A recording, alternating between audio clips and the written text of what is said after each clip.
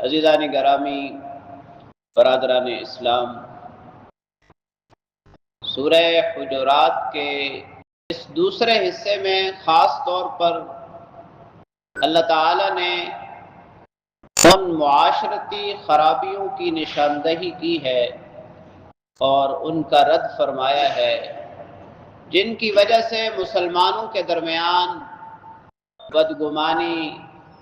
بغض اور حسد پیدا ہوتا ہے اور نتیجتاً پھر ان کا اتفاق،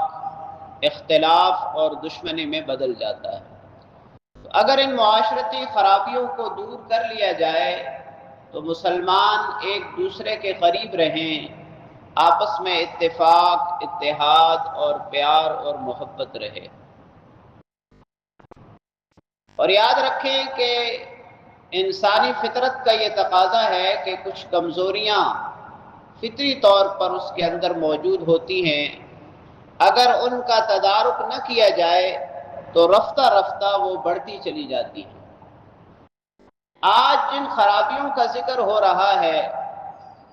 ان میں کسی نہ کسی درجے میں ہم میں سے اکثر لوگ مبتلا ہیں۔ اگر ہم یہ کوشش کر لیں کہ اللہ رب العالمین نے ان باتوں سے منع فرمایا ہے، انشاءاللہ ہم ان خرابیوں سے مکمل طور پر بچ جائیں گے۔ سب سے پہلے اللہ کریم نے فرمایا یا ایھا الذین آمنوا لا یسخر قوم من قوم، اے ایمان والو تم میں سے کچھ لوگ دوسروں کا مذاق نہ اڑائیں۔ یا ایھا الذین آمنوا لا یسخر قوم من قوم عسى ان یکونوا خیرا منہم، ہو سکتا ہے کہ وہ ان سے بہتر ہوں۔ ولا نساء من نساء عسى ان یکن خیرا منہن، اور نہ عورتیں دوسری عورتوں کا مذاق اڑائیں، ہو سکتا ہے کہ وہ ان سے بہتر ہوں۔ ایک ہے ہنسی مذاق، یعنی خوش طبعی جس کو ہم کہتے ہیں، خوش طبعی کی اسلام میں اجازت ہے، یہاں مذاق اڑانے سے منع کیا گیا ہے۔ اور یاد رکھیں مذاق تب اڑایا جاتا ہے جب دوسرے کو اپنے سے کم تر اور گھٹیا سمجھا جائے۔ تو کسی شخص کو اس کے ظاہری حلیہ کی وجہ سے، اس کی شکل و صورت کی وجہ سے، اس کے اعضاء کی وجہ سے، اس کے لباس کی وجہ سے اپنے سے کم تر کسی صورت میں نہیں سمجھنا، اور اگر کم تر سمجھا اور ساتھ ساتھ اس کا اظہار بھی کیا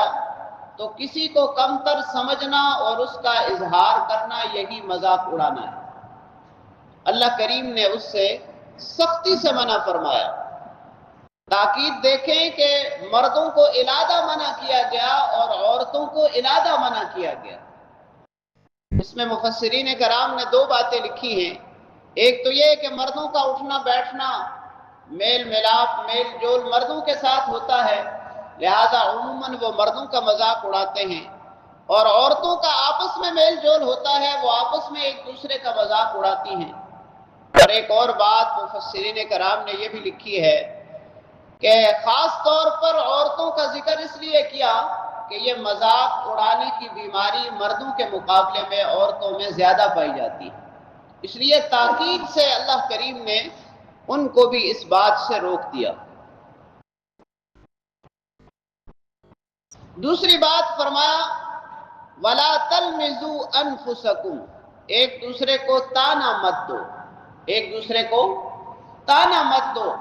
تانا کیا ہے؟ کسی کے کسی عیب کا ذکر کر کے اس کی برائی بیان کرنا کہ بھئی فلاں تو ایسا ہے، اس کا قد ایسا ہے، اس کی شکل ایسی ہے، وہ ایسے چلتا ہے، وہ ایسے بیٹھتا ہے،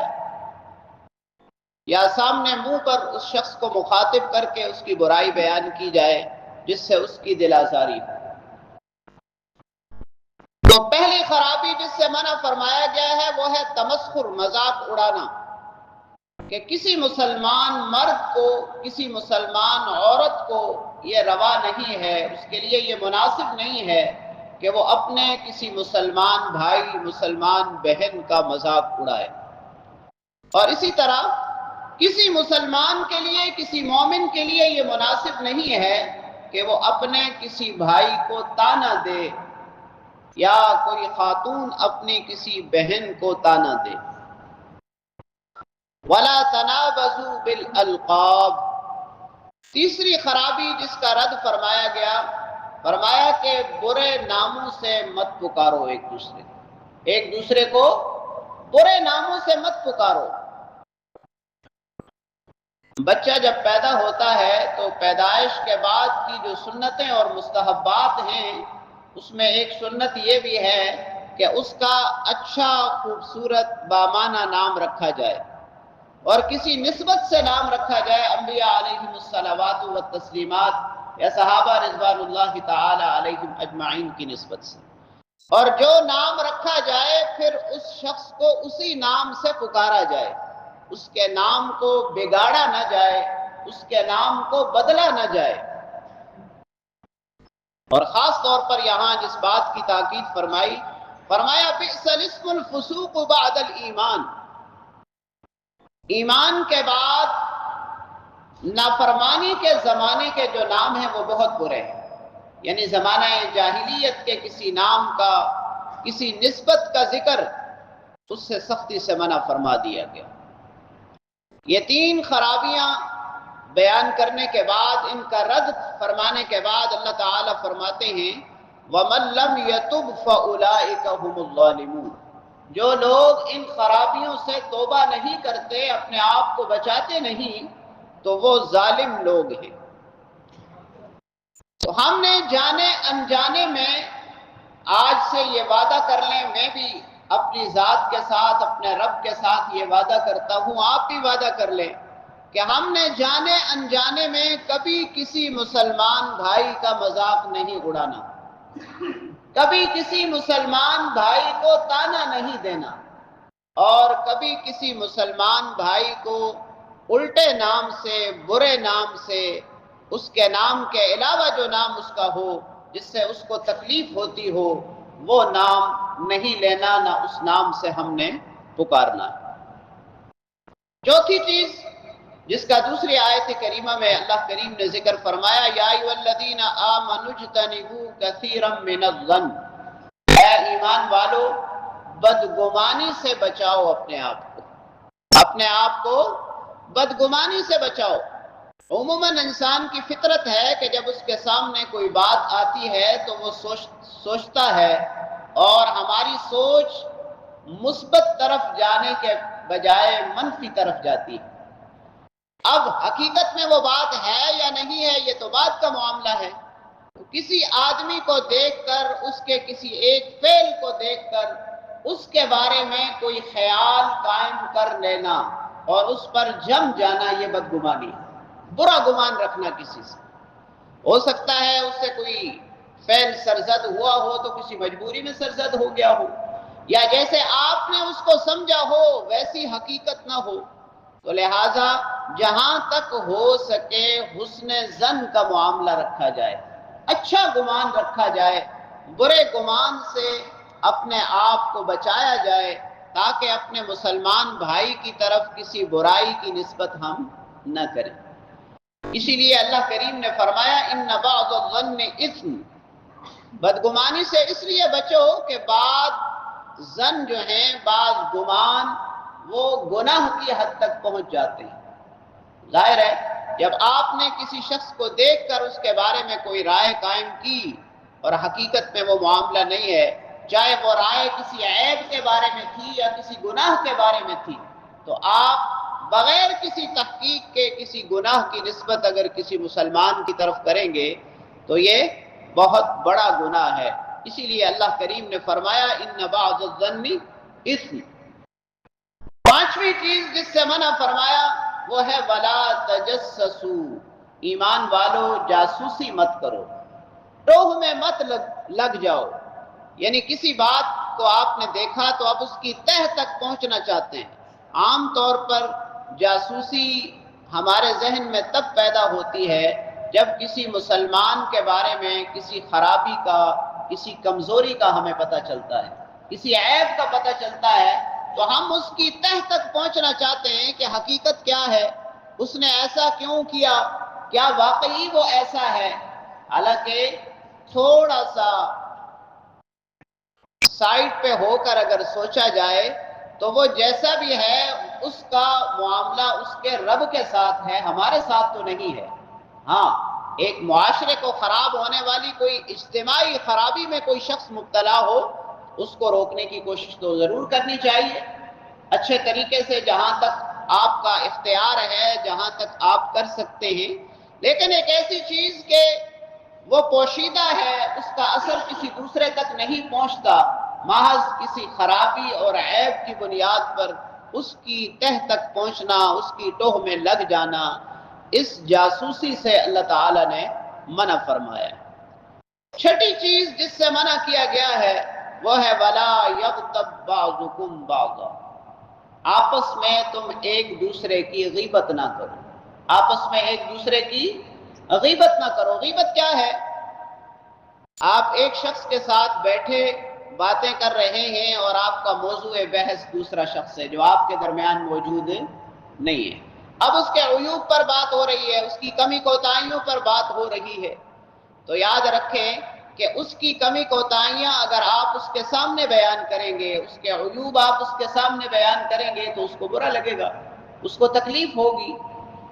ایک بات۔ دوسری بات یہ ہے کہ آپ دونوں یا تینوں یا چار لوگ جو بیٹھے ہیں جو کسی غائب کو موضوع بحث بنائے ہوئے ہیں، تو آپ کے موضوع بحث بنانے سے کیا وہ خرابیاں ختم ہو جائیں گی؟ قطعاً نہیں ہوں گی۔ جب خرابیاں ختم نہیں ہوں گی تو پھر اس کی برائیوں کا ذکر ہمارے لیے کرنا یہ محض اپنے نامہ اعمال کو نیکیوں سے خالی کرنے کے سوا اور کچھ نہیں ہے۔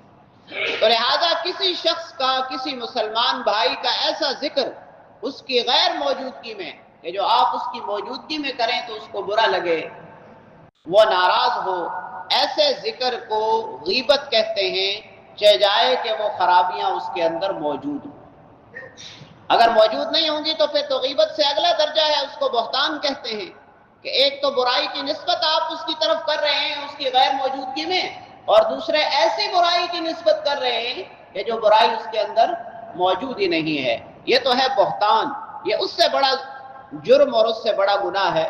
لیکن جو خرابیاں اس شخص کے اندر موجود ہیں ان خرابیوں کا ذکر اس کی غیر موجودگی میں کرنا غیبت ہے۔ ہاں، جن لوگوں کا انتظامی معاملات کے ساتھ تعلق ہو یا کسی دوسرے کو اس کے عیوب سے آگاہ اس لیے کرنا ضروری ہو تاکہ اس کے شر سے بچ جائے، اس کی بہرحال اجازت ہے، لیکن اتنی ہی اجازت ہے کہ جس سے آپ اس فتنے کا سدباب کر سکیں اور دوسرے شخص کو اس کی برائی سے، اس کی تکلیف سے، اس کی ایذا سے بچا سکیں۔ لیکن جب آپ دونوں کا، تینوں کا جو لوگ تعلق گفتگو کر رہے ہیں ان کا اس بات سے کوئی تعلق ہی نہیں ہے تو پھر ایسی بات کا ذکر جو ہے وہ غیبت ہے، اور اس سے اللہ کریم نے منع فرمایا، اور اتنی سختی سے منع فرمایا کہ اگلے جملے میں غیبت کی وضاحت فرمائی اَيُحِبُّ أَحَدُكُمْ أَن يَأْكُلَ لَحْمَ أَخِيهِ مَيْتًا، کیا تم میں سے کوئی یہ پسند کرتا ہے کہ اپنے مردار بھائی کا گوشت کھائے؟ اَيُحِبُّ أَحَدُكُمْ، کیا تم میں سے کوئی یہ چاہتا ہے أَن يَأْكُلَ لَحْمَ أَخِيهِ مَيْتًا کہ وہ اپنے مردار بھائی کا، مردہ بھائی کا گوشت کھائے؟ وَكَرِهْتُمُوهُ، قرآن کریم کہتا ہے ظاہر سی بات ہے یہ آپ کو سخت ناپسند ہے، تو اگر آپ کسی کی برائی بیان کریں گے اس کی غیر موجودگی میں تو یہ بالکل اسی طرح ہے کہ آپ اس کا گوشت نوچ رہے ہیں، آپ اس کا گوشت نوچ رہے ہیں۔ وَاتَّقُوا اللَّهَ، یہ 6 چیزیں، 6 برائیاں، 6 معاشرتی خرابیاں بیان کرنے کے بعد، ان کا رد کرنے کے بعد اللہ کریم اجتماعی طور پر اہل ایمان کو تقوی کا حکم فرما رہے ہیں۔ واتقوا اللہ، اللہ سے ڈرو، تقوی اور پرہیزگاری کی زندگی اختیار کرو۔ اگر اللہ کا ڈر تمہارے اندر موجود ہوگا تو نہ تو تم کسی کا مذاق اڑاؤ گے، نہ تم کسی کو طعنہ دو گے، نہ تم کسی کو برے ناموں سے پکارو گے، نہ تم بدگمانی کرو گے، نہ تم جاسوسی کرو گے، اور نہ ہی تم غیبت کے راستے پر چلو گے۔ ان اللہ تواب الرحیم، بے شک اللہ توبہ قبول کرنے والے اور رحم کرنے والے ہیں۔ جیسے میں نے ابتدا میں عرض کیا کہ انسانی فطرت کا تقاضا ہے، جب ہم بیٹھتے ہیں تو کوئی نہ کوئی بھائی ہمارا جو ہمارے پاس موجود نہیں ہوتا وہ ہماری گفتگو کا حصہ ضرور بنتا ہے، اور جب بنتا ہے تو پھر اس کی خرابیوں کا ذکر بھی آ جاتا ہے۔ اسی طرح آپ دیکھیں یہ 6 چیزیں ایسی ہیں کہ اگر ہم اپنے آپ پر جان بوجھ کر کنٹرول نہیں کریں گے تو کسی نہ کسی حد تک ہم اس میں ملوث ہو جائیں گے۔ تو ہم نے جان بوجھ کر سورہ حجرات کی ان 2 آیتوں کو ہمیشہ اپنے سامنے رکھنا ہے اور کبھی ان برائیوں میں ملوث نہیں ہونا، اور جب ہم سب بحیثیت مومن بحیثیت مسلمان اس کی پابندی کریں گے تو انشاءاللہ ہمارے معاشرے میں اتفاق، اتحاد اور پیار اور محبت بڑھے گا، اور اختلاف، حسد، بغض اور نفرتیں ختم ہونا شروع ہو جائیں گی۔ ان کے اثرات خود آپ عملی طور پر ان کا ملاحظہ کریں گے، مشاہدہ کریں گے۔ تیسری آیت کریمہ میں اللہ کریم نے فرمایا یا ایھا الناس انا خلقناکم من ذکر و انثی، اے لوگو یاد رکھو کہ ہم نے تمہیں ایک مرد و عورت سے پیدا کیا۔ سیدنا آدم علیہ السلام ہمارے باپ ہیں ہم سب کے، اور اما حوا علیہ السلام ہماری ماں ہیں۔ تو ہماری پہچان تو یہی ہے کہ ہم آدم کے بیٹے ہیں، انسان ہیں، سب کے سب آدم کے بیٹے ہیں، اما حوا کے بیٹے ہیں۔ اللہ کریم نے فرمایا انا خلقناکم من ذکر و انثی وجعلناکم شعوبا وقبائل، ایک ماں اور باپ سے پیدا کرنے کے بعد پھر ہم نے قبیلے اور شاخیں جو بنائیں، اس کا کیا مقصد تھا؟ فرمایا لتعارفوا، تاکہ تم آپس میں ایک دوسرے کو پہچان لو۔ اب کسی کا کسی قوم کے ساتھ، کسی شاخ کے ساتھ، کسی قبیلے کے ساتھ تعلق نہ تو اس بات کی علامت ہے کہ وہ بڑے درجے والا ہے، وہ اونچا ہے، اور نہ اس بات کی علامت ہے کہ اس کا درجہ کم ہے، ادنا ہے۔ کیوں؟ اس لیے کہ اللہ کے ہاں اگر مرتبہ اور مقام کا کوئی معیار ہے تو وہ ہے ان اکرمکم عند اللہ اتقاکم، ان اکرمکم عند اللہ اتقاکم، تم میں سے سب سے زیادہ مکرم معزز اللہ کے ہاں وہ ہے جو سب سے زیادہ متقی اور پرہیزگار ہے۔ لہذا قوموں اور قبیلوں کی نسبتوں سے ایک دوسرے کو کم اور گھٹیا سمجھنا چھوڑ دیں، یا اپنے آپ کو اعلیٰ اور اعلیٰ ترین اور بہترین سمجھنا چھوڑ دیں۔ ہاں، تقوی اور پرہیزگاری کا راستہ اختیار کریں۔ ان اللہ علیم خبیر، اللہ تعالیٰ جاننے والے، خوب جاننے والے ہیں اور خوب خبردار ہیں۔ اللہ کریم سے دعا ہے، اللہ تعالیٰ نے یہ جو 7 چیزوں کی ہمیں خاص طور پر ان 3 آیات میں تاکید کی ہے، اللہ کریم ہمیں اس پر کامل طور پر عمل کی توفیق نصیب فرمائے، تاکہ ہماری زندگی جو ہے وہ اللہ کے حکم کے مطابق اور اللہ کے حبیب کی تعلیمات کے مطابق ہو جائے، اور ہمارا معاشرہ امن و سکون اور پیار اور محبت والا معاشرہ بن جائے۔ وما علینا الا البلاغ۔